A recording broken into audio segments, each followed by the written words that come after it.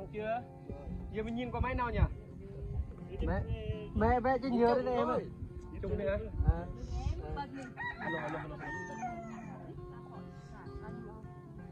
Nhưng mà nói suy nghĩ như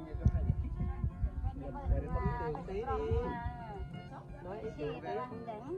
Chào chưa? Xong chưa? Ok. Ok. Tóc này. Xin chào tất cả các bạn nhá. Chào tất cả mọi người. Mọi người hôm nay rất là vui khi được tất cả các cái YouTuber của anh chị ở trong làng mình cũng như là ở Chư Prong, rồi Chư Sê, Gia Lai vân vân tới đây ủng hộ Cầm làm gà nướng làng Đu Siêu. Dạ em cảm ơn anh ạ. Đấy, đến đây thì cũng là năm mới thôi, Đu Siêu không có gì hơn. Đu Siêu cũng chúc cho các anh chị có một buổi trưa thật là vui và hạnh phúc nhá. Đấy thì hôm nay được anh chị tới làng Đu Siêu được ủng hộ Cầm làm gà nướng Đu Siêu rất là vinh dự. Anh chị em là có xem video của các anh thì ai nhưng fan và theo dõi Đu Siêu thì mọi người có thể ủng hộ các anh. Đấy, cho một lượt like và một đăng ký kênh để anh em có động lực để làm video tiếp theo nhá. Cảm ơn ơi. Cảm ơn.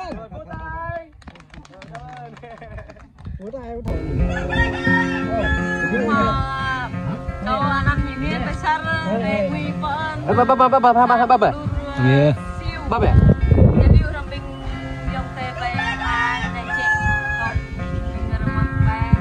Ya Pak, jadi ho. Ok. Đấy, ra tập mình cày là.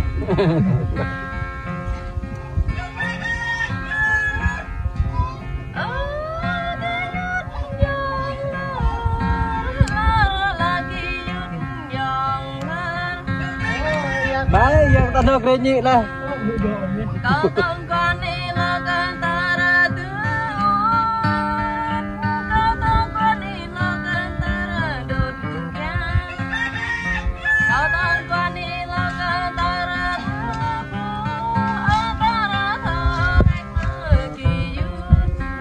Nó dốc.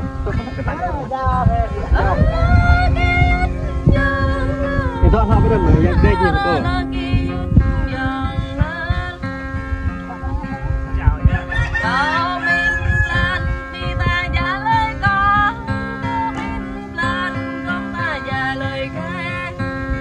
Chặt thôi cái gì?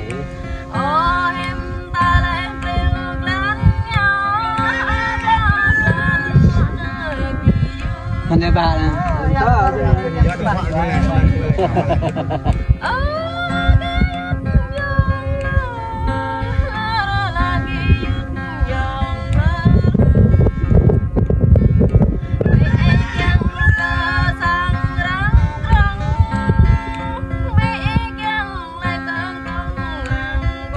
Dah boleh dah tak grab ơi.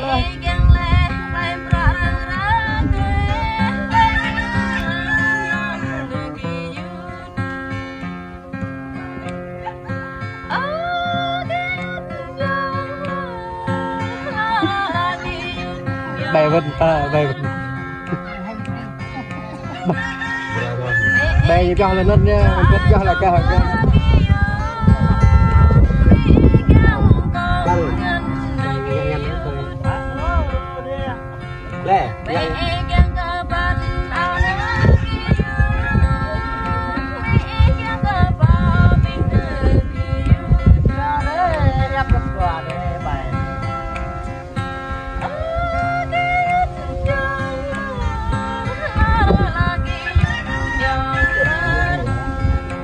Giờ ăn ra mà bà.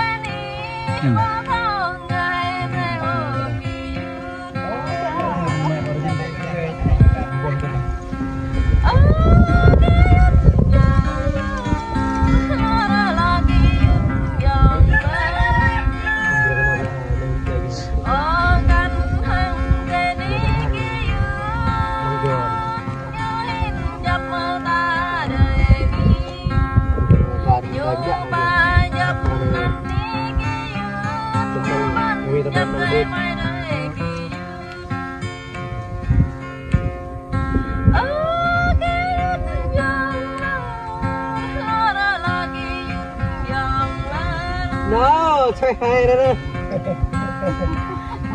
có nào cha nữa kia có hà nữa kia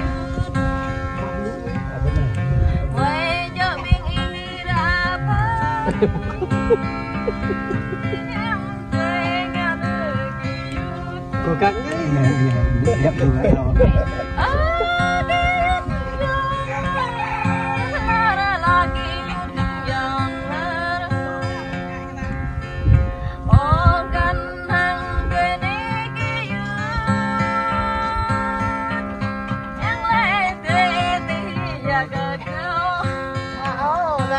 Padahal ang lede na yagapan oh em dengan lagi oh ini